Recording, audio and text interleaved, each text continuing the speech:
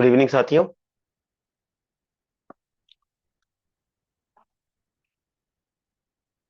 साथियों, voice and screen visible है। Voice clear है। कंफर्म कर दीजिए।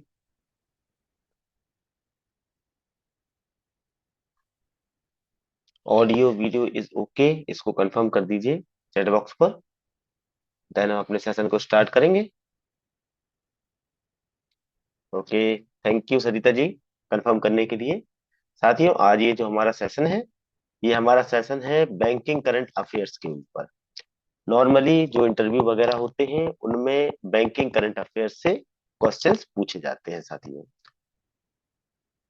साथियों, ये जो बैंकिंग करंट अफेयर्स के जो क्वेश्चंस हैं ये लेटेस्ट है दिसंबर 2025 के लिए। और इसमें आपके एमसीक्यू टाइप्स के क्वेश्चंस होंगे साथियों। इसके आंसर आप लोगों को देना है साथियों। हम अपने सेशन को स्टार्ट करते हैं। फर्स्ट क्वेश्चन आप लोगों के सामने है। As of December 2025, credit growth in India near which level. तो किस लेवल पर हमारा क्रेडिट ग्रोथ को रखा गया है? 8%, 10%, 12% या 15%? यहाँ पर हमारे विकास जी कह रहे हैं 15%।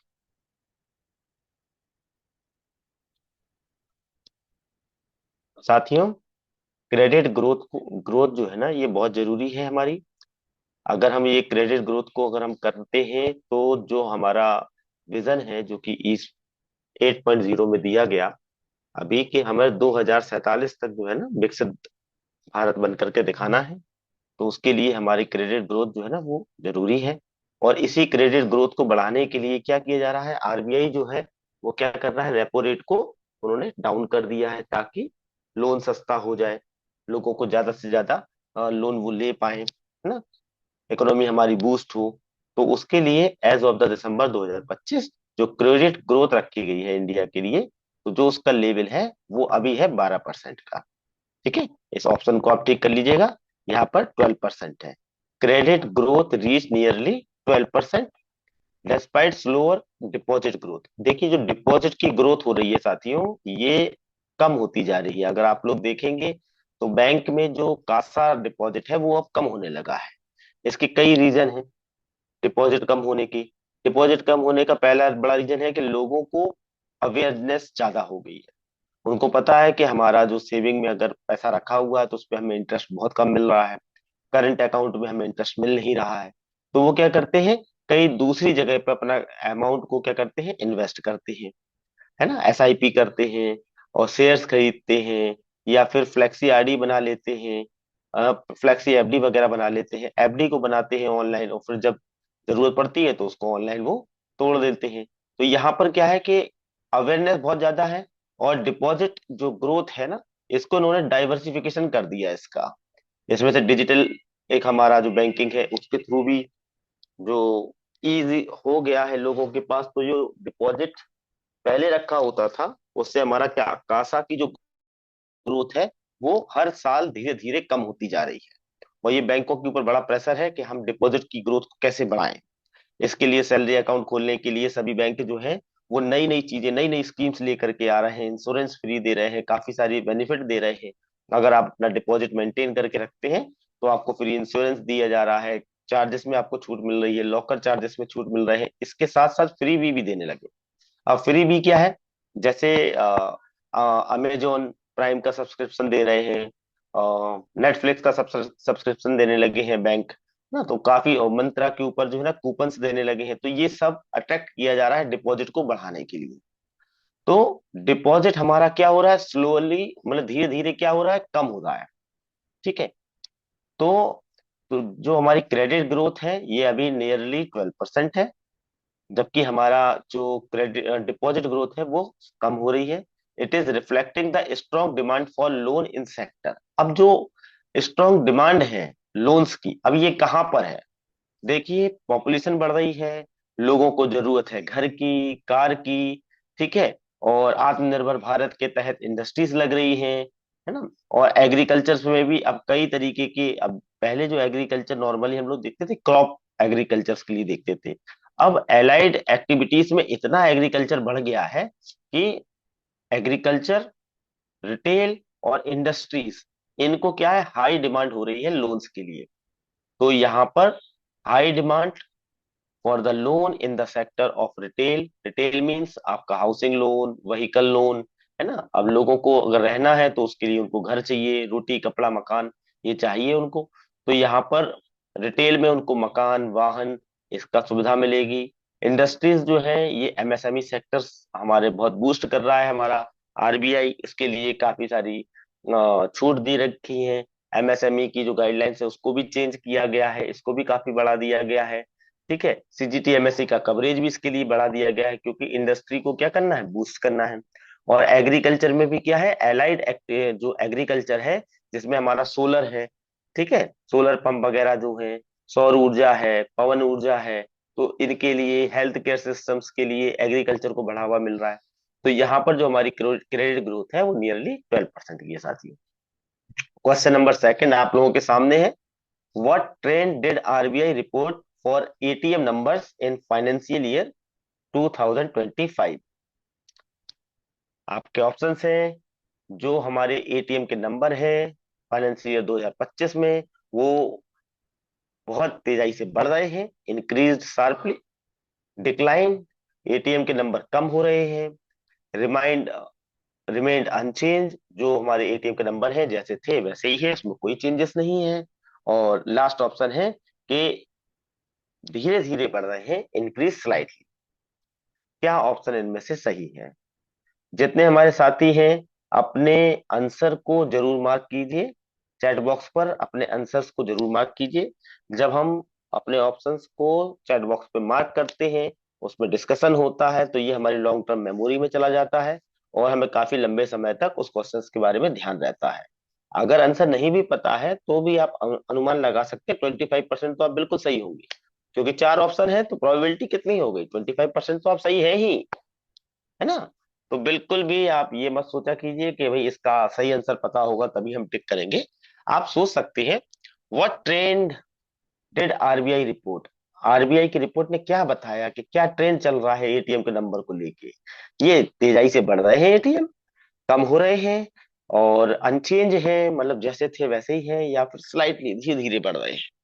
यहाँ पे हमारे विकास जी कह रहे हैं कि सर एटीएम के नंबर तो साहब कम हो रहे हैं, क्योंकि यूपीआई की तरफ आदमी बढ़ गया। यूपीआई ने जो है ना पूरी ट्रांजैक्शंस को खा गया है बिल्कुल। अगर आप देखेंगे 2 रुपए की भी चीज खरीदनी है तो बच्चा बोलता है सर यूपीआई करेंगे। धर्मराज जी कह रहे हैं कि सर बहुत तेजी से एटीएम बढ़ रहे हैं, रोज नए नए एटीएम लग रहे हैं। एलएन के सिंह जी कह रहे हैं कि भाई धीरे धीरे एटीएम और लग रहे हैं और बढ़ रहे हैं। हीरालाल जी भी बढ़ने के लिए कह रहे हैं, कुसुम जी भी बढ़ने के लिए कह रहे हैं। आप खुद सोचिए, यूपीआई का ट्रांजैक्शन कितना ज्यादा हो रहा है, और एटीएम अब हमारे उतने चल नहीं रहे। एटीएम की मशीन को चेंज करके बीएनए के फॉर्म में लगाया जा रहा है। लगाया जा रहा है कि नहीं लगाया जा रहा, कि भाई आप डिपॉजिट भी कर लो, पैसा तो निकालते ही हो, डिपॉजिट भी कर लो। और हमारा जो देश है, ये डिजिटल की तरफ बढ़ रहा है साथियों। पॉकेट में अब पैसा रखता कौन है, बहुत कम पैसा। पर्स हिलाना भूल जाते, मोबाइल ना छूटे, है ना, यही तो हो रहा है। तो साथियों अपने ऑप्शन को अगर आप फिर से करेक्ट करना चाहें तो जो आपको सही लगता है एक बार फिर से आप उसमें चेंज कर सकते हैं, अगर करना चाहें तो। क्या होना चाहिए आपके लिए, एटीएम का नंबर बढ़ रहा है, कम हो रहा है, वैसा का वैसा ही है। हाँ, अब सभी साथी हमारे कह रहे हैं कि सर एटीएम के नंबर तो भाई धीरे धीरे हमारे कम हो रहे हैं, धीरे धीरे हमारे कम हो रहे हैं। आप देखेंगे सारे एटीएम जो है ना, पुराने एटीएम की मशीनें हट रही हैं बैंकों से, उनकी जगह पर बीएनए आ रहा है। क्यों? वो लालच दे रहे हैं उसको, कि भाई आप जो है ना केवल पैसा निकालो मत, आप उससे चाहो तो जमा भी कर सकते हो, आपको लाइन में नहीं लगना, आपको कहीं नहीं लगना, आप पैसा जमा भी कर सकते हो, दो काम एक साथ हो जाएंगे। ठीक है ना, मशीनें लगाई जा रही हैं। 500 के नोट निकलते हैं, उससे कम के नॉर्मली डालते नहीं थे, तो अभी आरबीआई ने एक डायरेक्शन जारी की, उसमें उन्होंने कहा कि जो आपकी बैंक कैसेट्स हैं, उसमें से कम एक कैसेट जो है ना, वो 200 या 100 की होना चाहिए। ठीक है, और ये सभी लोगों के लिए गाइडलाइन दे दी गई है। ये 31 मार्च 2026 तक शायद 90% के आसपास ये हो जाएगा। सभी में एक कैसेट ऐड हो जाना चाहिए। तो इस तरीके की डायरेक्शन आरबीआई ने दी है कि छोटा पैसा चाहिए तो वो भी मिल जाए इनको। तो जो आरबीआई ने ये नोट किया है कि जो एटीएम के नंबर हैं वो कैसे हो रहे हैं, डिक्लाइन हो रहे हैं, कम हो रहे हैं। ठीक है, क्यों कम हो रहे हैं? As consumer increasingly prepare the digital payment, क्योंकि जो हमारा कंज्यूमर है अब वो नगद में लेन देन नहीं कर रहा, वो पेमेंट कर रहा है डिजिटली। और कैसे कर रहा है? UPI based transaction. इसलिए क्यूआर और हमारा डिजिटल जो हमारा यूपीआई है इसके ऊपर ट्रांजैक्शन ज्यादा बढ़ गया है, जिसके कारण जो कंज्यूमर है वो एटीएम का कम उपयोग कर रहा है। आप ही याद करो, कब लास्ट टाइम आपने कब एटीएम से पैसा निकाला था? आप याद करेंगे तो क्या पता याद भी ना आए आपको। अच्छा, 3 महीने हो गए, 4 महीने हो गए, किसी किसी को साल भर हो गया होगा। नेक्स्ट क्वेश्चन आप लोगों के सामने है साथियों। RBI reviewed which type of regulation for NBFC in December 2000। अरे भाई, ये एनबीएफसी क्या है? एक आध एग्जाम्पल लिख दो भाई एनबीएफसी का, किसी को कोई नॉन फाइनेंशियल कंपनी याद हो तो उसका नंबर नाम लिख दीजिए, नाम लिख दीजिए। विकास जी लिख देंगे। कोई भी एनबीएफसी का नाम नाम लिख दीजिए। अरे ऑप्शन नहीं, केवल एनबीएफसी क्या है। अभी जो मैं क्वेश्चन पूछ रहा हूँ ये पूछ रहा हूँ कि एनबीएफसी, एक आध एनबीएफसी का नाम लिख दो। कोई भी नॉन बैंकिंग फाइनेंशियल कंपनी का नाम लिख दो जो आपने देखी हो मार्केट में। विकास जी लिख देंगे। नहीं लिखा? एक तो बैंक है, दूसरे हमारे एनबीएफसी हैं। हाँ, किसी ने लिखा S S M F C. Ashish ji ने लिख दिया S M F C. Okay, Shriram finance ना, बजाज फाइनेंस, वेरी गुड। तो ये जो फाइनेंस कंपनियां हैं ना ये हमारी एनबीएफसी हैं। ये क्या करती हैं? जो मोबाइल को फाइनेंस करा देती हैं ना। ये भी छोटे कस्टमरों को ना बैंक से दूर कर दिया इन्होंने, है ना। कोई गरीब आदमी जाता है या नॉर्मल कस्टमर जाता है जिसके पास आईटीआर वगैरह नहीं है, वो गया, उन्होंने जा करके एनबीएफसी से तुरंत उनका फाइनेंस हो जाता है, बजाज फाइनेंस, श्रीराम फाइनेंस। ठीक है ना, फटाफट लोन करते हैं जी लोग। और इनको, एनबीएफसी को कौन लोन देता है? ये हमारा बैंक देता है। ठीक है, जो बैंक होता है वो एनबीएफसी को फाइनेंस करेगा, और एनबीएफसी जो होंगे वो किसको फाइनेंस करेंगे? एंड प्रोडक्ट यानी कस्टमर को करेंगे। ठीक है। और ये जो टाई अप होता है दो तरीके का होता है साथियों। बैंक ऐसा भी कर सकता है कि एक परसेंटेज बांध ले कि बैंक ने जितना लोन एनबीएफसी को दिया और जितना एनबीएफसी ने बांटा, तो ये लोगों का एक एग्रीमेंट हो जाएगा कि इतने परसेंट ये अपनी बुक्स में लिखेंगे, इतने परसेंट ये अपनी बुक्स में लिखेंगे। दूसरा तरीका ये है कि बैंक पूरा का पूरा अपने पास ही लिखेगा, सारा का सारा जो अमाउंट होगा एनबीएफसी का वो अपने पास रखेगा, और एनबीएफसी को उसमें क्या करेगा? इंटरेस्ट का कमीशन मिलेगा। जैसे बैंक ने एनबीएफसी को दिया 7% पे, एनबीएफसी ने 7.5% पे दे दिया। ठीक है, तो इस तरीके से चलता है। दूसरा तरीका क्या है कि भाई एनबीएफसी सेम पे देगा, जो भी इसका इंटरेस्ट का सबवेंशन होगा वो बैंक इनको प्रोवाइड करेगा। और बैंक कहाँ से क्लेम करेगा? ये रिलेटेड जो हमारी मिनिस्ट्रीज है वहां से ये सबवेंशन को लेता है। तो इस तरीके का टाई अप अरेंजमेंट चलते हैं एनबीएफसी के साथ। ठीक है, कभी नॉर्मल क्लास होगी तो मैं उसमें आपको एनबीएफसी के बारे में काफी बताऊंगा। RBI reviewed which type of regulation for NBFC in December 2025। तो आरबीआई ने रिव्यू किया कैसी regulation? Capital based, scale based, risk based या फिर एसेट बेस्ड? यहाँ पर हमारे साथी बता रहे हैं कि sir capital based. Capital based review क्यों करेगा भाई आरबीआई, है ना। पहले रिस्क बेस्ड चलता था, ये चेंज हुआ है।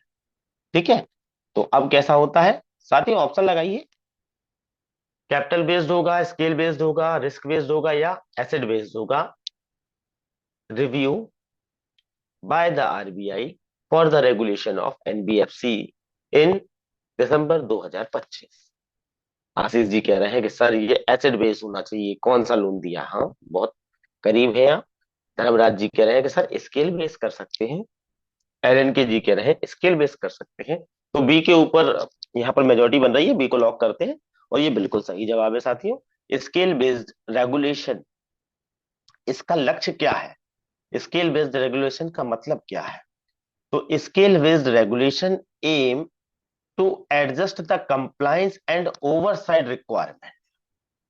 ठीक है, एक होता है ओवरनाइट, एक होता है ओवरसाइट।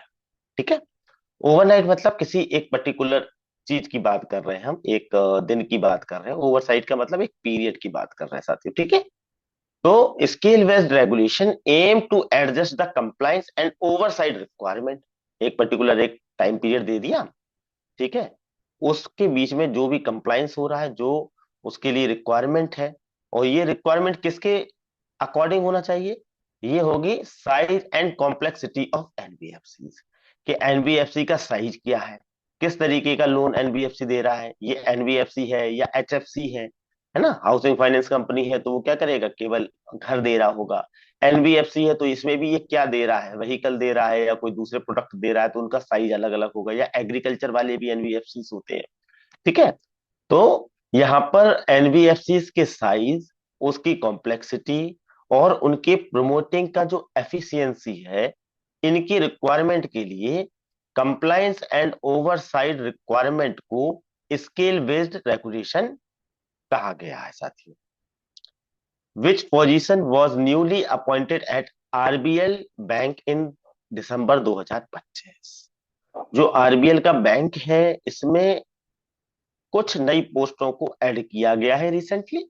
तो वो नई पोस्ट कौन सी है, सीईओ या फिर सीएफओ या फिर ईडी, या सीएफओ एंड ईडी, या सीओओ या चेयरमैन। ठीक है, सीईओ तो पता ही है हमें, चीफ एग्जीक्यूटिव ऑफिसर। सीएफओ होगा हमारा chief financial officer, finance officer interim. ED हमारा एग्जीक्यूटिव डायरेक्टर, और चेयरमैन तो चेयरमैन है ही। यहाँ पर सभी साथी हमारे बता रहे हैं, सभी लोगों ने एक साथ बोला है कि सर आप बिल्कुल टेंशन मत लो और बी को लॉक करो। आरबीएल बैंक के बारे में हम जानते हैं, और इन्होंने क्या है, सीएफओ इंटरिम एंड ईडी को नई पोस्ट अपॉइंट की गई है, जो कि बैंक को स्ट्रेंथन करता है, टॉप मैनेजमेंट को। और इसके लिए ED and interim chief financial officers को हायर किया गया है, जो कि स्ट्रेटेजिक ऑपरेशन को ओवरसी करे। ठीक है साथियों, नेक्स्ट क्वेश्चन पे चले। Gross NPA in India dropped to what level in December 2025। साथियों एक कंफर्मेशन कर दीजिए, मैं क्वेश्चन को डिस्क्राइब करूं या सीधे बस क्वेश्चन आंसर पूछ लूं आप लोगों से, या मैं डिस्क्राइब करता रहूं? सर कंफर्म कर दीजिए। डिस्क्राइब। हाँ, इसमें चैट बॉक्स पे लिख दिया करिए, डिस्क्राइब करता रहूं ना। जी सर। ओके, क्योंकि थोड़ा सेशन जो है ना उससे लंबा हो जाता है। तो gross NPA in India drop to what level in December 2025। साथियों मेरी एक आप लोगों से आशा है कि आप लोग एक कॉपी जरूर लेके बैठते होंगे क्लास में, और जो भी आपको पॉइंट समझ में आ रहा है या सही लग रहा है ना, उसको एक छोटा सा नोट्स बना करके ना उसको लिख जरूर लीजिए। ठीक है, तो वो आपको लंबे समय तक आपको याद रहेगा। तो यहाँ पर देखो, ग्रॉस एनपीए, जो हमारा ग्रॉस एनपीए नेट एनपीए में फर्क क्या है। ग्रॉस एनपीए मतलब होता है एनपीए विदाउट प्रोविजनिंग, ठीक है। और नेट एनपीए हो जाएगा हमारा एनपीए जिसमें से हम प्रोविजनिंग को हटा देते हैं, ठीक है। तो हमारा नेट एनपीए हमेशा कम होगा हमारे ग्रॉस एनपीए से, ठीक है। तो ग्रॉस एनपीए यानी हमारा टोटल एनपीए की बात हम कर रहे हैं, प्रोविजनिंग वगैरह इसमें हमने कुछ भी हटाया नहीं है, ठीक है। मतलब वो नहीं किया है, हटाया नहीं है उसमें से। तो हमारा जो ग्रॉस एनपीए है इन इंडिया ड्रॉप हुआ है, कम हुआ है। तो किस लेवल पे कम हुआ है दिसंबर 2025? 1.8, 2.1, 2.5 या 3? यहाँ पर हमारे विकास जी कह रहे हैं सर बी, 2.1 जो है ना, कम होकर के हमारे जो इंडिया का जो ग्रॉस एनपी है वो 2.1 आ गया है। और साथ ही हमारे ऑप्शन लगाइए इस पे, धर्मराज जी कह रहे हैं कि सर 2.5। अरे 3 भी बता दो भाई कोई, 1.8 भी बता दो भाई कोई। अगर कोई नैरो बैंक यूनिवर्सल बैंक बनना चाह रहा है तो उसका ग्रॉस एनपीए किससे कम होना चाहिए? 3% से कम होना चाहिए, ठीक है। कोई अगर हमारा एनबीएफसी है, अगर वो स्मॉल फाइनेंस बैंक बनना चाह रहा है, ठीक है, तो उसके लिए, या फिर जो हमारा स्मॉल फाइनेंस बैंक है ये हमारा यूनिवर्सल बैंक बनना चाह रहा है, तो उसके लिए जो उसका ग्रॉस एनपीए लेवल है साथी, वो 3% से कम होना चाहिए, ठीक। अभी जो इंडिया का जो ग्रॉस एनपी लेवल है वो है 2.1, ठीक है। अगर ये ग्रॉस एनपीए किसी बैंक का, अभी हम तो इंडिया की बात कर रहे थे इस क्वेश्चन में, अगर मान लीजिए किसी बैंक के लिए मैं ग्रॉस एनपीए की बात करूं और उसका ग्रॉस एनपीए है 7, तो आरबीआई उस पर किस तरीके की प्रतिक्रिया करेगा, क्या उस पे लागू कर देगा? उस पे लागू हो जाता है हमारा पीसीए, प्रॉम्प्ट करेक्टिव एक्शन, उस पे लागू हो जाते हैं। ठीक है। अगर, हाँ very good Gaurav ji, PCA लागू हो जाता है, उस पीसीए के अंतर्गत क्या क्या कर लेंगे, क्या करता है आरबीआई, किस तरीके की रेस्ट्रिक्शन लगाता है? आरबीआई उसका मैनेजमेंट को चेंज कर सकता है। जैसे कोई कंपनी का लिक्विडेशन नहीं होता है, कंपनी का अगर लिक्विडेशन होता है, एनसीएलटी वगैरह कर देती है, तो बहुत सारे करेक्टिव एक्शन चलते हैं ना उसमें। तो प्रॉम्प्ट करेक्टिव एक्शन में पहले तो उनको एक वार्निंग दी जाती है कि आप इतने समय तक बाहर आ जाओ। नहीं होता है, एडवांस पर रोक लग जाती है। हाँ वेरी गुड, एडवांस पर रोक लग जाती है, ये तो गौरव जी को बढ़िया पता है। उसमें किसी सेगमेंट पर भी रोक लग सकती है कि आप पर्टिकुलर सेगमेंट पे नहीं करेंगे, या टोटल पे भी लग जाती है। नॉर्मली अपने बैंकों में पीएल पर रोक लग जाती है, आपने देखा होगा ब्रांचेस में लग जाती है, स्पेशल ब्रांचेस में लग जाती है, जहां पर जो पीएल का एनपीए लेवल जो हो वो 5% हो जाए, उसका रिकवरी जो है ना वो 2% से कम हो, ज्यादा हो जाए, 2% से कम हो जाए रिकवरी हमारी। तो इस कंडीशन में क्या करते हैं, हमारे पीएल के ऊपर नॉर्मली रोक लग जाती है, भी फला बैंक से पीएल नहीं होगा, पर्सनल लोन नहीं होगा। ठीक है। तो पीसीए अगर लग रहा है तो एडवांस पर रोक लग सकती है, उसका मैनेजमेंट चेंज हो सकता है, या किसी पर्टिकुलर सेगमेंट पे रेस्ट्रिक्शन लग सकता है। ठीक है। और ये सब होता है कि वो जो बैंक है वो उस सिचुएशन से बाहर आके अपने आप को स्ट्रेंथ कर ले। तो gross NPA decline to a multi decade low, reflecting better credit discipline and improve asset quality in banking sector. पता है साथियों, ये इतना ज्वलंत मुद्दा था पीसीए का कि हमारे आरबीआई ने ये गाइडलाइंस दी और पीसीए के ऊपर इतने ज्यादा रेस्ट्रिक्शन इम्पोज कर दिए कि बैंकों ने एक बढ़िया स्ट्रेटजी इस्तेमाल करने लगे। अब क्या करते हैं, एक पर्टिकुलर लेवल तक का लोन ब्रांच कर पा रहा है, और उसके ऊपर का लोन जो है ना वो कहाँ दे देते हैं हम, अपने पीएलपी में दे देते हैं, या अपने आरएम ऑफिस में देते हैं, जहां से वो लोन फिर प्रोसेस होगा। ठीक है, ताकि उस क्रेडिट की जो क्वालिटी हो ना वो बेटर रहे, अच्छी रहे। ठीक है। स्टेट बैंक ने तो बिल्कुल ही सारे लोन जो है ना वो उनके ऊपर से होते हैं, आपके लोन पॉइंट से हो रहे हैं, उनके लिए अलग से एक लोन पॉइंट बना दिया जहां पे एक्सपर्ट लोगों को बैठाया गया लोन्स करने के लिए। और ब्रांचेस जो है वो कलेक्टिव कलेक्शन का काम करेंगी, यानी जो पेपर होंगे उनको कलेक्ट करेंगे और उसको फॉरवर्ड कर देंगे ऊपर। और जो आपका डिपार्टमेंट होगा स्पेसिफिक, वो उसका डिसीजन लेगा कि वो लोन करना है नहीं करना है, कौन किस प्रकार के पेपर्स चाहिए है, वो सारी चीजें वो प्रोसेस नोट में और सैंक्शन लेटर पे लिखेगा, और ब्रांच का काम होगा उसको कंप्लाइन करना। तो उससे क्या हो रहा है, जो क्रेडिट डिसिप्लिन है वो बेटर हो रहा है। ठीक है। अब ब्रांचेस के अंदर उतनी नॉलेज नहीं है, उतनी चेंजेस जितने आ रहे हैं उसके बारे में पता नहीं हो पाता है, और लोन किए जा रहे थे, वो लोन बैड हो रहे थे, जिससे एनपीए बढ़ रहा था। उस एनपीए के बढ़ने से क्या हो रहा था, पीसीए लग रहा था। उस पीसीए की वजह से हायर मैनेजमेंट, टॉप मैनेजमेंट के ऊपर तलवार आ गई कि भाई अगर ये पीसीए लग रहा है तो पूरा मैनेजमेंट चेंज कर सकता है, आरबीआई अपने अंडर में ले लेगा, वो बहुत सारी चीजें उसमें से रोक देगा कि आप ये नहीं कर सकते, आप ये नहीं कर सकते, ये मैनेजमेंट चेंज करो, ये प्रोसेस चेंज करो। ऑडिट हो सकता है, स्पेशल ऑडिट, सेगमेंट ऑडिट हो सकता है। अगर मान लीजिए किसी हाउसिंग लोन ही लगातार खराब होते जा रहे हैं, वो एक सेगमेंट ऑडिट कर देगा, स्नैप ऑडिट कर देगा, आरबीआई हर ब्रांचेस में कर देगा, बैंक वाइज कर देगा कि भाई कैसे आप लोग कर रहे हो, क्या गाइडलाइंस है आपकी, अगर उस पर गड़बड़ होगी तो फिर वो पेनल्टी इंपोज करेगा लंबी चौड़ी।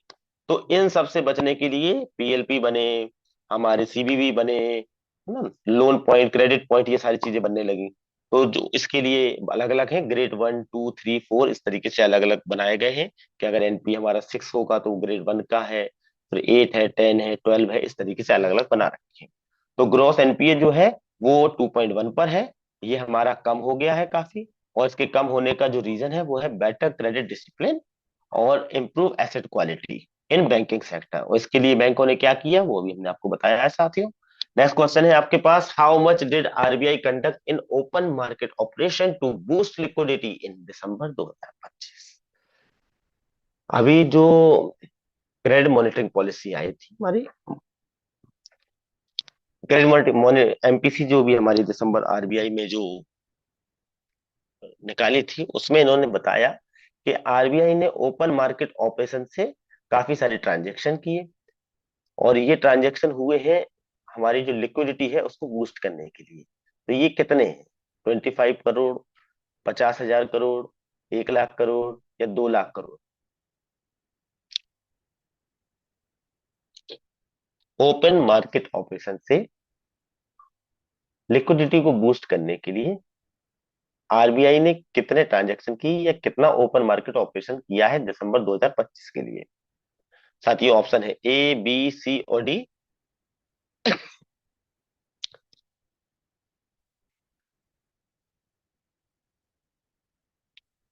यहाँ पर विकास जी कह रहे हैं सी, 1 लाख करोड़। और हमारे साथी गौरव जी, धर्मराज जी, Sarita ji, open market operation में जो रखा गया है, जो open market ट्रांजेक्ट open market operations जो है आरबीआई ने कंडक्ट किए हैं, वो 50,000 करोड़ के किए हैं, जिसमें इन्होंने इंजेक्ट किया है liquidity and support lending in the economy. और जो 1 लाख करोड़ का है ना, ये इन्होंने स्वैप किया है। ठीक है, विकास जी ने जो 1 लाख करोड़ यहाँ पर बताया है, तो ये 1 लाख करोड़ का जो है ना, ये फॉरेन स्वैप किया गया है। ठीक है, डॉलर्स और हमारे जो रुपए को मजबूत करने के लिए जो फॉरेन ट्रांजैक्शन है ना, वो 1 लाख करोड़ की है साथियों। What approval did the Aryaman financial receive from RBI? तो आर्यमान फाइनेंशियल जो है, उसने आरबीआई से अप्रूवल के लिए, what approval did Aryaman financial receive from RBI? तो आरबीआई से आर्यमान फाइनेंशियल सर्विस को किस चीज का अप्रूवल मिला है? To merge with a bank, to operate as an NBFC, to issue bond, और टू लॉन्च डिजिटल बैंक। यहाँ पर हमारे विकास जी कह रहे हैं sir B, to operate the NBFC. तो RBI granted the Aryaman financial permission to operate as a non financial company, allowing it to provide the credit and financial services। तो RBI ने Aryaman financial को परमिशन दिया है एनबीएफसी की तरह काम करने के लिए, जो कि क्रेडिट को और फाइनेंशियल सर्विस को प्रोवाइड कराएगा, उसके लिए अलाउ कर रखा है साथियों। एसबीआई ने जो हमारा सेबी है, SEBI approved which NHI entity to operate as a public InvIT. जो पब्लिक हमारा इंफ्रास्ट्रक्चर इन्वेस्टमेंट ट्रस्ट है, उसको ऑपरेट करने के लिए एसबीआई ने किस एनएचएआई को अथॉरिटी दी है? नेशनल हाईवे फंड को, राजमार्ग इंफ्रा इन्वेस्टमेंट ट्रस्ट को, या भारत मार्ग इंफ्रा को, या इंदौर एक्सप्रेस वे ट्रस्ट को? यहाँ पर हमारे साथी बता रहे हैं sir national highway fund. National highway fund की तरफ लोगों का रुझान जा रहा है। यहाँ पर एलन के जी कह रहे हैं कि सर, जो सेबी ने जिस एनएचएआई को एंटिटी को पब्लिक इंफ्रा इन्वेस्टमेंट ट्रस्ट की तरह ऑपरेट करने की अनुमति दी है, वो है हमारा राजमार्ग इंफ्रा इन्वेस्टमेंट ट्रस्ट। तो सेबी क्लियर द राजमार्ग infra investment trust for public listing. इन्होंने क्या किया, पब्लिक लिस्टिंग पे इनको डाल दिया है, जो कि अलाउ करता है इन्वेस्टर को to invest in infrastructure project through trust structure. ठीक है, इसके ऊपर साथियों बहुत ये भी एक ज्वलंत टॉपिक है हमारा आईएनवीआईटी पे। इस पे क्वेश्चन जरूर आता है। पहले इसमें क्या किए थे ना, कि इन पर एक सेलेक्टिव क्रेडिट लगा हुआ था। इसका मतलब है कि इस पर एक तरीके की रोक लगी हुई थी आईएनवीआईटी के ऊपर, कि हम 1% या 2%, अलग अलग बैंकों का अलग अलग था, कि हम एक पर्टिकुलर परसेंटेज तक, जो हमारा कैपिटल बेस है, हम उससे ज्यादा फाइनेंस हम आईएनवीआईटी को नहीं कर पा रहे थे। अभी इस तरीके का रेस्ट्रिक्शन हटा दिया गया है। ठीक है, इस तरीके का रेस्ट्रिक्शन अभी अभी हटा है। तो ये इसलिए आईएनवीआईटी का जो टॉपिक है ये इंपॉर्टेंट हो जाता है, क्योंकि इसमें चेंजेस हुए हैं काफी।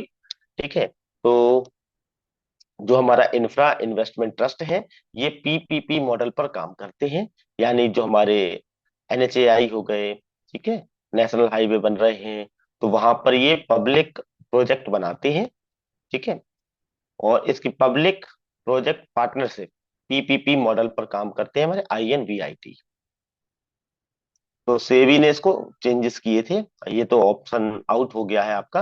How much liquidity did RBI announce to inject into the banking system in December 2025? तो ये हमारा 2.9 लाख करोड़। तो ये 2.9 लाख करोड़ जो है, ये RBI इंजेक्ट करेगा बैंकिंग सिस्टम में इन दिसंबर 2025। अगर अगर मान लो RBI ने इतना पैसा बैंकिंग सेक्टर में लगा दिया तो उसका रिजल्ट क्या होगा? इसका रिजल्ट होगा हमारी इकोनॉमिक ग्रोथ बढ़ेगी, और हमारे जो बैंक हैं उसमें स्मूथ फंक्शनिंग आ जाएगी जब उनके पास फंड आ जाएगा। तो RBI ने इंजेक्ट किया है फंड को हमारे बैंकिंग इंडस्ट्रीज में, टू ग्रो द इकोनॉमी और for the smooth function of banks. RBI impose a penalty of how much on Kotak Mahindra bank? RBI समय समय पर कई चीजों को लेकर के बैंकों के ऊपर पेनल्टी लगाता रहता है। अभी हाल ही में कोटक महिंद्रा बैंक के ऊपर पेनल्टी लगी है। वो कितनी है? 25 लाख, 50 लाख, 62 लाख या 72 लाख? एक ऑप्शन लगा दीजिए कितना लगाया होगा। अभी RBI ने पेनल्टी लगाई है कोटक महिंद्रा बैंक के ऊपर। अरे साथियों, ये भी बड़ा इंपॉर्टेंट है, पूछता है बैंक, है ना, पूछ लेता है पेनल्टी कितनी। KYC पे तो बहुत ही लगाता है ना, तभी तो बार बार प्रेशर आता है, भाई KYC करो, KYC करो, KYC करो, सेंटर सी KYC करो, KYC करो, डेटा उसका डिजिटलाइज करो, है ना, बहुत पेनल्टी लगाता है RBI, है ना। तो कोटक महिंद्रा बैंक के ऊपर हमारे साथी कह रहे हैं 75 लाख, गौरव जी कह रहे हैं 50 लाख, और विकास जी कह रहे हैं 62 लाख। चलो भाई, इसको देखते हैं। और इसका है 62 लाख रुपए। तो RBI ने कोटक महिंद्रा बैंक के ऊपर पेनल्टी लगाई है 62 लाख रुपए की। और ये पेनल्टी क्यों लगी है? नॉर्मली सारी पेनल्टी लगती है नॉन रेगुलेटरी ऑफ कंप्लाइंस, यानी अगर उन्होंने कंप्लाइंस की रेगुलेटरी नहीं की है तो वहां पर पेनल्टी लगेगी। How much sovereign lending did EDB commit to India in 2025? Sovereign lending का मतलब क्या है? सोवरन लैंडिंग का मतलब होता है, सोवरन का मतलब क्या होता है? सोवरन का मतलब होता है जी गिल्ड, गिल्ड, गिल्ड सिक्योरिटी, ठीक है, जी गिल्ड नहीं, गिल्ड सिक्योरिटी। मतलब गवर्नमेंट का जो इन्वेस्टमेंट हो रहा है, ठीक है, वो हमारा सोवरन है। जहां पर सोवरन का मतलब आ जाए, समझ जाना, चार शेर। चार शेर का मतलब भारत सरकार। तो सरकार का उसके ऊपर कुछ ना कुछ होगा, या सरकार ने इशू किया होगा, तो वो हमारी सोवरन लैंडिंग हो गई। तो how much sovereign lending did Asia development bank commit to India in 2025? कितना है अंदाजा लगा दीजिए। 3.5, 4.26, 5 या 6 बिलियन? कुछ भी लगा दीजिए। हाँ, विकास जी ने कह दिया ए। इसका सही आंसर है 4.26 बिलियन। तो ADB जो है ना, उसने कमिट किया है 4.26। साथियों, गलती करने से मत घबराना, गलती करना, टिक लगाना, उससे आपको सीखने को मिलेगा, अनुभव मिलेगा। अगर आप देखेंगे आज का सेशन, आप ऐसे ही पढ़िए और इसको 2 दिन के बाद आप याद करिएगा। तो जिन लोगों ने ऑप्शन लगाए होंगे उनको ज्यादा याद रहेगा कि हाँ, इसका ये नहीं था, एटलीस्ट ये तो नहीं था, ठीक है, ये वाला था। लेकिन जिसने केवल सुना है ना, और उसको टिक नहीं लगा रहे हैं, यहाँ पर उसको अटेम्प्ट नहीं कर रहे हैं, ठीक है, तो उनके लिए थोड़ा मुश्किल रहेगा। गिरते हैं सवार ही मैदान जंग में, वो क्या गिरेंगे जो घुटनों के बल चलते हैं। ऑप्शन नहीं पता और फिर तो भी आप उस पर टिक करिए, ठीक है ना। ऑप्शन को आप टिक करेंगे तो वो ज्यादा लॉन्ग टर्म रहेगा आपका। ADB committed 4.26 billion for development project supporting India's infrastructure and social sector initiatives। तो जो हमारा ADB है, इसने कमिटमेंट दिया है हमारा 4.26 बिलियंस का for development project.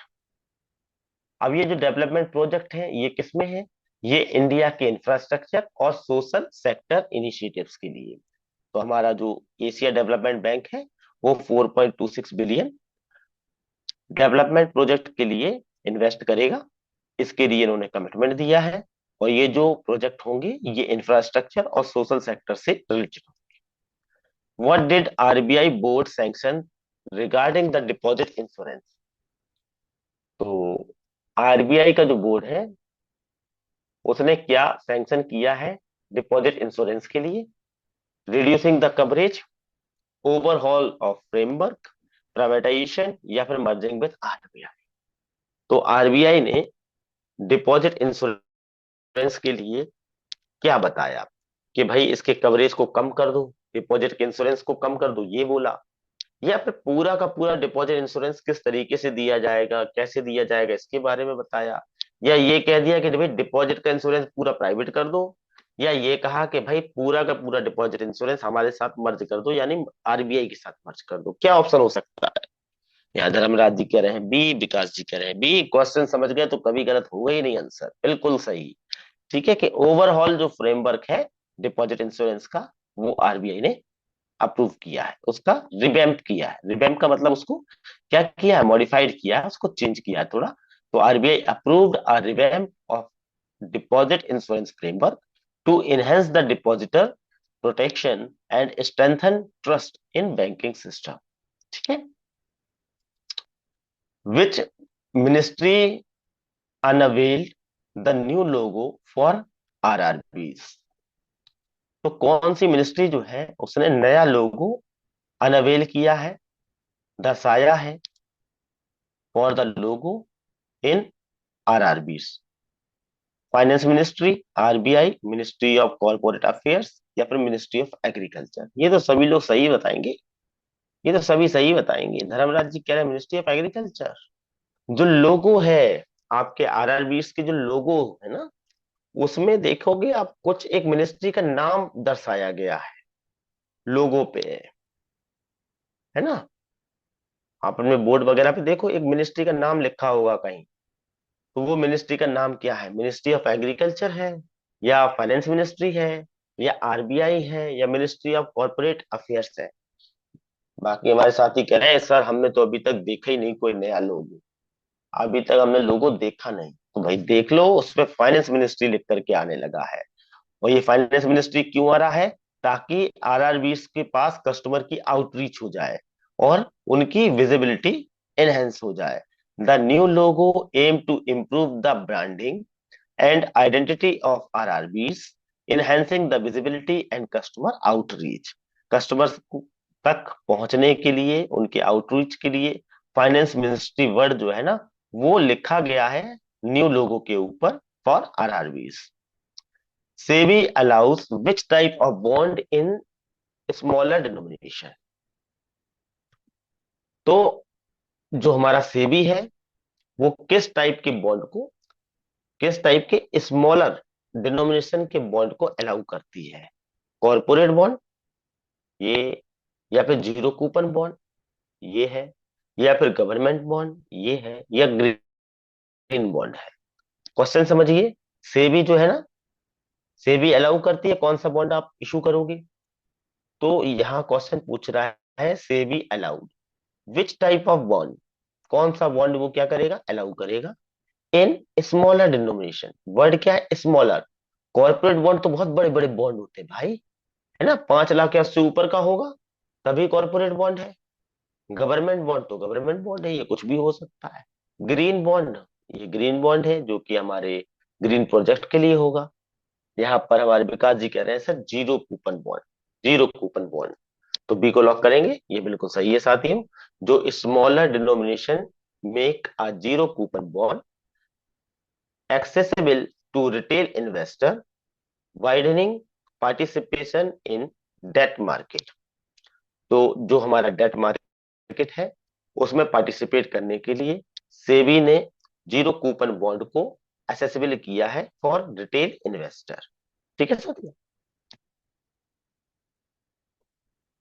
What is the minimum amount? अरे जो कॉर्पोरेट वाले हैं ना, जो सीपी सीडी, इनको आप पढ़ेंगे तो उनके लिए मिनिमम 5 लाख। ठीक है, सीपीसीडी की लिए बात कर रहे हैं, लेकिन अदर्स जो है उनके लिए चेंजेस हो सकते हैं साथियों। केवल सीपीसीडी का बताया मैंने, जो सर्टिफिकेट ऑफ डिपॉजिट है या कमर्शियल पेपर है उनके लिए बताया है कि 5 लाख और उसके गुणे में करते हैं। ठीक है, कॉर्पोरेट वाले। बाकी इनके चेंजेस हो सकते हैं दूसरों के। ठीक है, इसको आप देखना। अधूरा ज्ञान तो और खतरनाक होता है, इसलिए कॉपी पे लिख लेना। अमेजॉन पे launch which new feature for UPI transaction. ये तो सभी साथी बता देंगे कि अमेजॉन पे ने जो है ना अभी एक नया फीचर यूपीआई में लॉन्च किया है। कौन सा किया है? QR scanning, fingerprint and face recognition, NFC payment, या फिर वॉइस पेमेंट। क्यूआर से स्कैन करें, या फिर नियर फील्ड से करें, मतलब दूर से ही अगर हम कार्ड को दिखा दे तो पेमेंट हो जाए, या फिर वॉइस पेमेंट करें कि वो बोल दे मुझे काइंडली पे 2000 रुपीज, तो ये वो पे कर देगा। या फिर फिंगरप्रिंट और फेस रिकॉग्निशन। क्या हो सकता है ऑप्शन? या धर्मराज जी, विकास जी बिल्कुल सही जवाब दे रहे हैं कि सर अमेजोन पे जो लॉन्च किया है नए फीचर यूपीआई में लगाया है, वो लगाया है फिंगरप्रिंट का। अब हम लगाते हैं और पेमेंट हो जाती है। या फिर फेस रिकॉग्निशन। ये बिल्कुल सही जवाब है साथियों। तो the feature enhance the security. इस सिक्योरिटी को क्या बोलेंगे हम? इसको हम बोलेंगे 2F सिक्योरिटी, मतलब टू फैक्टर। ठीक है ना? तो पहला जो होगा वो हमारा फिंगरप्रिंट, और सेकंड जो है हमारा फेस रिकॉग्निशन। या फिर हम उसमें पिन डाल सकते हैं तो वो हमारा फर्स्ट फैक्टर हो गया। सेकंड हमने फिंगर लगा दिया तो ये सेकंड हो गया, और अगर ओटीपी आ रही है तो वो थर्ड हो गया। तो ये फैक्टर वाइज सिक्योरिटी को इनहेंस कर रहे हैं for simplify the authentication for digital payment. Next question है, tenure of which SBI MD was extended by 2 year. तो एसबीआई के जो एमडी है उनका टेनर 2 ईयर के लिए एक्सटेंडेड कर दिया गया था। दिनेश कुमार, अश्वनी कुमार तिवारी, अरुधंती भट्टाचार्य, या फिर रजनीश कुमार।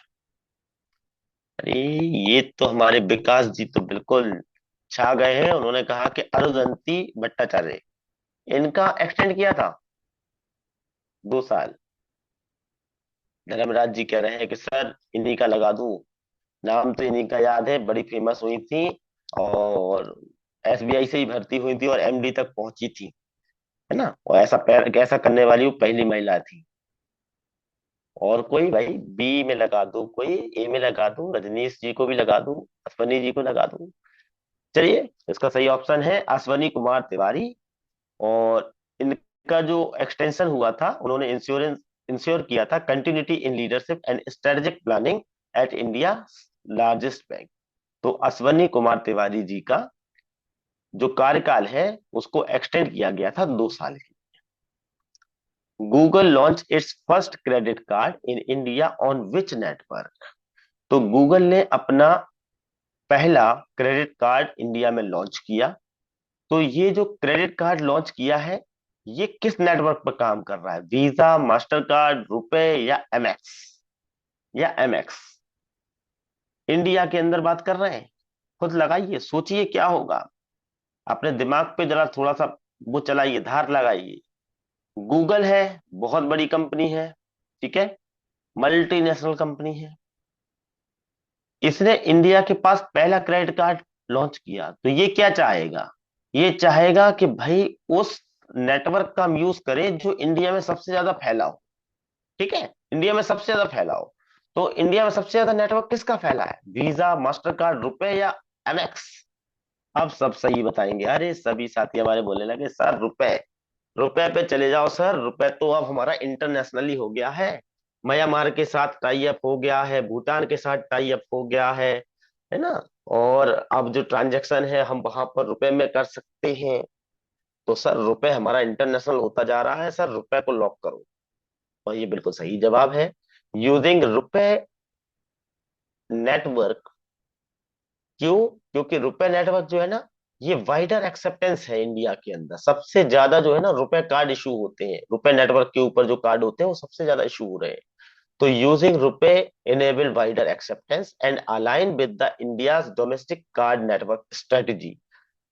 रुपए, it is accepted by the Google for launching the first credit card in India. ठीक है। और सबसे ज्यादा जो हमारे कार्ड हैं जो हम इशू करते हैं वो भी रुपए के ही इशू होते हैं। मास्टर के तो बहुत कम बचे अब। और सेकंड नंबर पे हमारा वीजा आता है। ठीक है। JP Morgan plan to set up the Asia's largest what in India. JP Morgan क्या है भाई? जेपी मॉर्गन क्या है? जेपी मॉर्गन एक क्रेडिट रेटिंग एजेंसी है, इंटरनेशनल, और बहुत बड़ी कंपनी है। ठीक है। इसका प्लान है टू सेटअप द एशिया का सबसे बड़ा जो सेटअप लगाने का है, वो इंडिया में लगाने का है। तो JP Morgan plan to set up Asia's largest what in India. तो एशिया का सबसे बड़ा क्या लगाएगा? डेटा सेंटर, या फिर global capability centre, research hub, या इन्वेस्टमेंट फंड? यहाँ पर विकास जी कह रहे हैं। अच्छा, अनुराग जैन जी कह रहे हैं थोड़ा सा इसको फास्ट कर दीजिए। ओके सर, ठीक है, मुझे लगा ये लास्ट सेशन है इसलिए मैं इसको वो कर रहा था, फास्ट कर देते हैं। तो जेपी मॉर्गन जो है वो हमारा जीसीसी के लिए सबसे लार्जेस्ट है। The GCC will serve as a key hub for operation and technology service for Asia specific. Next question है साथियों, RBI approve the HDFC bank to acquire up to what percentage in IndusInd bank. जो IndusInd bank है इसके कितने percent को HDFC जो है ना वो एक्वायर करेगा? 5%, 9.5%, 10% या 15%?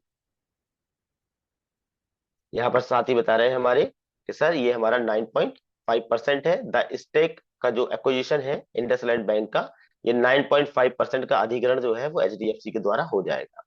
RBI issue a new guidelines on which type of account across regulated entity. ठीक है, तो आरबीआई ने एक नई गाइडलाइंस दी है हमारे अकाउंट्स के लिए। तो वो हमारे सेविंग अकाउंट के लिए दी है, करंट अकाउंट के लिए दी है, ट्रांजैक्शन के लिए दी है, ट्रांजैक्शन अकाउंट के लिए दी है, डीमेट अकाउंट के लिए दी है।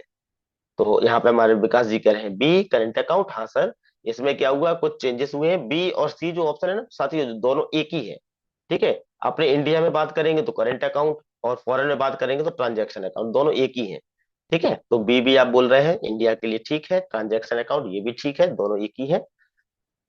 और इसका जवाब है हमारा सी, ट्रांजैक्शन अकाउंट या करंट अकाउंट। और इसमें चेंजेस अभी क्या किया गया है कि भाई पहले ये 5 करोड़ एंड अबव के लिए रेस्ट्रिक्शन था, अब उसको बढ़ा करके 10 करोड़ एंड अबव कर दिया गया है। अभी लेटेस्ट है ये changes.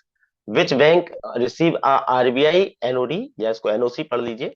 Which bank receive the RBI NOC for digital payment fraud detection platform.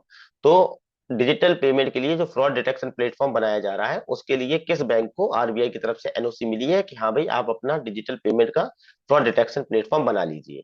SBI को एंड बैंक ऑफ बड़ौदा को, एचडीएफसी और आईसीआईसीआई बैंक को, पीएनबी और कनारा बैंक को, या फिर एक्सिस एंड कोटक को? इसका जवाब है साथियों हमारा एसबीआई एंड बीओबी। तो एसबीआई और बीओबी जो है ना ये अपना खुद का एक डिजिटल पेमेंट चैनल बनाएंगे जो कि फ्रॉड को प्रिवेंट करेगा, उसका डिटेक्शन देखेगा कि डिजिटल में कहां पर फ्रॉड होने की संभावना हो रही है। नेक्स्ट क्वेश्चन है आप लोग के सामने, bank of Baroda was recognised as which of the following? Best bank in India, most profitable bank, most innovative bank, या बेस्ट एसएमई बैंक? तो बैंक ऑफ बड़ौदा को अभी हाल ही में कौन सा अवार्ड मिला है? तो इसका जवाब है साथियों बेस्ट बैंक इन इंडिया। तो ये जो था ये बैंकर्स मैगजीन ने रिफ्लेक्ट किया था, एक बैंकर्स मैगजीन है, उसमें उन्होंने रिफ्लेक्ट किया था कि excellence in financial performance and customer services, तो उसके अंतर्गत इसको बेस्ट बैंक इन इंडिया कहा गया है। What is the objective of the your money your right? इसको आप जरूर नोट कर लीजिएगा, ये बहुत इंपॉर्टेंट है। योर मनी योर राइट का एक कैंपेन चलाया गया है आरबीआई के द्वारा जो कि सारे बैंकों में संचालित है। ये नए लोन्स के लिए है या फिर अनक्लेम डिपॉजिट्स के लिए है, डिजिटल पेमेंट के लिए है, या बैंक प्राइवेटाइजेशन के लिए? सभी साथी हैं सही है इसमें कि सर ये अनक्लेम डिपॉजिट के लिए है। आरबीआई का मास्टर डायरेक्शन अलाउ कर रहा है residence and non residence to trade in which derivatives? तो आरबीआई के मास्टर डायरेक्शन जो है वो रेजिडेंस और नॉन रेजिडेंस ट्रेड के लिए आए हैं। तो ये हमारा स्टॉक डेरिवेटिव्स है, करेंसी डेरिवेटिव्स है, रुपए इंटरेस्ट रेट डेरिवेटिव है, या फिर कमोडिटी डेरिवेटिव है? यहाँ पर हमारे सभी साथी बिल्कुल सही है कि सर ये रुपए क्रेडिट रेट डेरिवेटिव्स है। तो इन्होंने क्या किया है, जो रिस्क मैनेजमेंट है उसको एक्सपेंड करने के लिए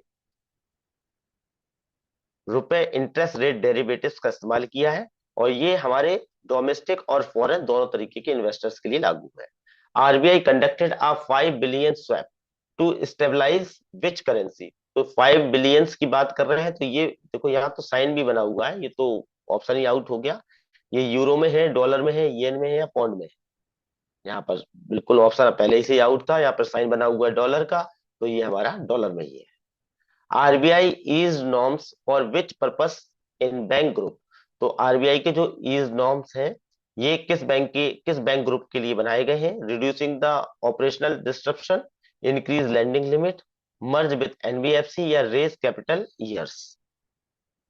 इसका साथी बता रहे हैं, बी के लिए बोल रहे हैं, इसका सही ऑप्शन है रिड्यूसिंग ऑपरेशनल डिस्ट्रप्शन। जो ऑपरेशनल बैंकिंग चल रही है उसमें कम से कम डिस्ट्रप्शन हो, उसको रिड्यूस करने के लिए आरबीआई ईज नॉर्म्स को बनाता है। SBI launch Pravah portal to track what.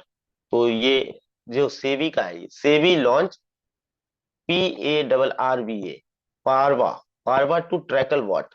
तो ये परवा है। तो एसबीआई ने पर्व को लॉन्च किया है, ये किसको ट्रैक करता है?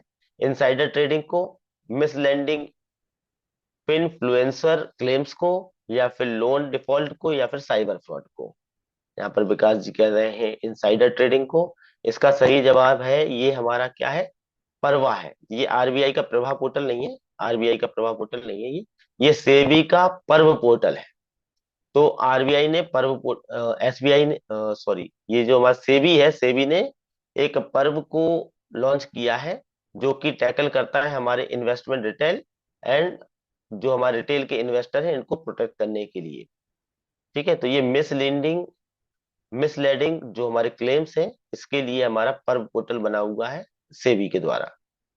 आईएमएफ जो हमारा इंटरनेशनल मॉनेटरी फंड है, तो इसने यूपीआई को रिकॉग्नाइज किया है किस तरीके से कि ये फास्टेस्ट ग्रोइंग पेमेंट ऐप है, या फिर आईएमएफ ने रिकॉग्नाइज किया है हमारे यूपीआई को वर्ल्ड का largest real time payment system बताया है, कि जो हमारा यूपीआई है ये दुनिया का सबसे बड़ा रियल टाइम पेमेंट सिस्टम है, या इसको मोस्ट सिक्योर प्लेटफॉर्म बताया है, या लार्जेस्ट ई वॉलेट बताया है।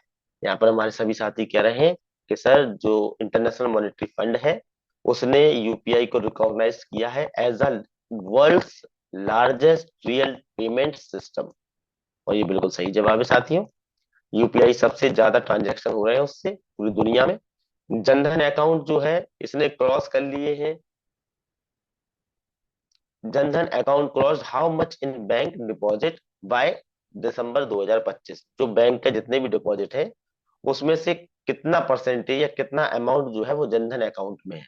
2 लाख, 2.5 लाख करोड़, 2 लाख करोड़, या 2.5 लाख करोड़, 2.75 लाख करोड़, या फिर 3 लाख करोड़। यहाँ पर हमारे विकास जी कह रहे हैं 2.5 लाख करोड़। ये बिल्कुल सही जवाब है। तो जो हमारा जनधन अकाउंट है इसने 2.5 लाख करोड़ जो है ना, वो बैंकों का टोटल डिपॉजिट का है। टोटल डिपॉजिट में से 2.5 लाख करोड़ जो है वो हमारे जनधन अकाउंट के पास है। Which bank receive the RBI NOC to transition into a small finance bank. अभी हाल ही में आरबीआई ने एनओसी दी है हमारे किस किस फाइनेंस कंपनी को दी है कि ये हमारे स्मॉल फाइनेंस बैंक की तरह काम कर सकते हैं? Fino payment bank, Airtel payment bank, Paytm payment bank, या फिर इंडिया पोस्ट पेमेंट बैंक। यहाँ पर हमारे साथी बता रहे हैं कि सर, कुछ साथी कह रहे हैं कि सर ये हमारा एयरटेल होना चाहिए।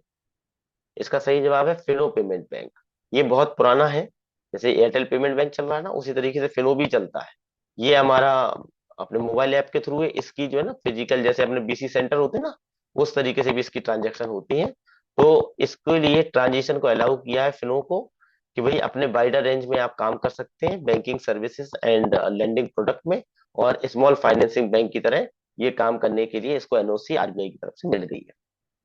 ठीक है। और एक और बैंक है हमारा एयू फाइनेंस बैंक, इसको यूनिवर्सल बैंक मिलने की एनओसी मिल गई थी। ठीक है, स्मॉल फाइनेंस बैंक था एयू स्मॉल फाइनेंस बैंक, इसको यूनिवर्सल बैंक बड़ा बैंक बनाने के लिए दे दी गई है NOC. Retail CBDC in India crossed how many transaction by December 2025। तो आरबीआई का ये ड्रीम प्रोजेक्ट है हमारा सीबीडीसी, है ना, सेंट्रल बैंक डिजिटल करेंसी। तो अभी दिसंबर में इसने कितनी ट्रांजैक्शन को पूरा कर लिया है? 100 मिलियन, 120 मिलियन, 150 मिलियन? ये क्या लिख रहे हैं सर? झकास पढ़ाते हैं सर, नमस्कार, धन्यवाद सर, धन्यवाद, धन्यवाद सर। ठीक है। तो सीबीडीसी जो है ना, तो रिटेल का जो हमारा central bank digital currency in India जो है ना, crossed how many transaction by December 2025? 100 million, 120 million, 150 million, 200 million? तो यहाँ पर हमारे साथी कह रहे हैं कि सर जी 150 होना चाहिए, है ना। आप सीबीडीसी जो है ना, दिसंबर की ड्रीम प्रोजेक्ट है भाई साहब। अभी आप देखोगे ना, बैंकों ने क्या कर रखा, एक ये कर दिया कि भाई आपके पेट्रोल का पैसा जो है ना सीबीडीसी वॉलेट में डाल रहे हैं। एक पायलट प्रोजेक्ट है ये, आपको पहले बता दें, ठीक है। पायलट प्रोजेक्ट का मतलब है कि ये अभी ट्रायल बेसिस पर चल रहा है, ठीक है। सभी जो बैंक्स हैं उनके इंटरनल सर्कुलर में ये बताया गया कि भाई अपने मोबाइल में ये ऐप डाउनलोड कर लो और इसका यूज करो। अब भाई हम लोग को आदत पड़ी है फोन पे की, हम लोग करते हैं काम फोन पे से, ठीक है। तो उन्होंने कहा कि भाई जितना भी आपका पेट्रोल का पैसा है या जो आपको न्यूज़पेपर का पैसा मिलता है, वो सारा का सारा पैसा इनके सीबीडीसी अकाउंट में डाल दो, अपने आप उससे ट्रांजेक्शन करेंगे। तो इस तरीके से इसको बढ़ाया गया सीबीडीसी को।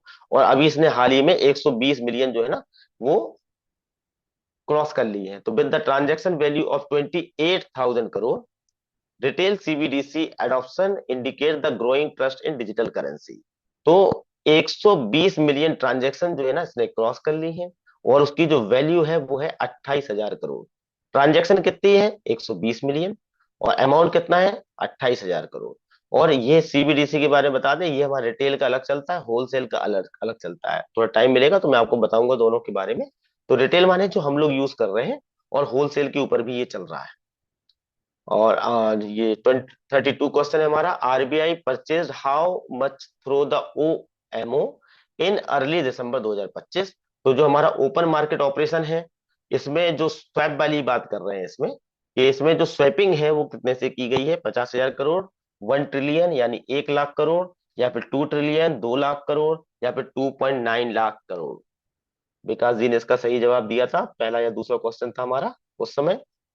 जो आरबीआई जो है ना, इसने परचेज किया है काफी सारा। इन्होंने क्या किया? फॉरेन ट्रांजैक्शन को स्वैप किया। अभी आपको बताते हैं साहब, डॉलर की रेट बढ़ रहे थे बहुत ज्यादा। डॉलर इतना ज्यादा ऊपर जा रहा था कि हमारा जो है ना रुपए की एकदम कमजोर हो गया था। हमारे आरबीआई ने इतना टफ डिसीजन लिया इसमें कि बहुत ज्यादा इसने अपने डॉलर्स को फिर उसने चेंज बेचा भी है, कुछ खरीदा भी है, गोल्ड वगैरह भी खरीदा है। उसको कुछ मतलब बहुत ज्यादा ट्रांजेक्शन किए हैं ओपन मार्केट से, ताकि हमारा जो रुपया है वो मजबूत बना रहे। तो कितना ट्रांजेक्शन हुआ है इसमें? इसमें हुआ 1 लाख करोड़ का, साथ ही ओपन मार्केट से 1 ट्रिलियन। तो this large OMO operation inject the liquidity in the system to help and manage the interest rates. अब 33 क्वेश्चन देखेंगे। अच्छा साथियों, आज हमारे पास 32 क्वेश्चन ही थे। नेक्स्ट सेशन में हम डिस्कस करेंगे। Successful people are not gifted, they just work hard then succeed on purpose. तो जो सक्सेसफुल पीपल्स होते हैं वो गिफ्टेड नहीं होते हैं, वो वर्क हार्ड करते हैं, then succeed on the purpose. ये भगवत गीता से मिलता हुआ श्लोक है, जो कि जीके नेल्सन जी ने कहा था कि आत्मा जो होती है ना वो सबकी एक ही है, परमात्मा से निकली है, सबकी आत्मा एक ही है। बस जो आत्मा जितना वर्क हार्ड कर लेगी और जितना अपने अंदर धैर्य ले आएगी, जितने अपने अंदर गहराई ले आएगी, वो उतनी ही ज्यादा उन्नत होती चली जाएगी। इन्हीं शब्दों के साथ मैं अपने सेशन को वाइंड अप करता हूँ साथियों, मिलेंगे नेक्स्ट सेशन में। धन्यवाद।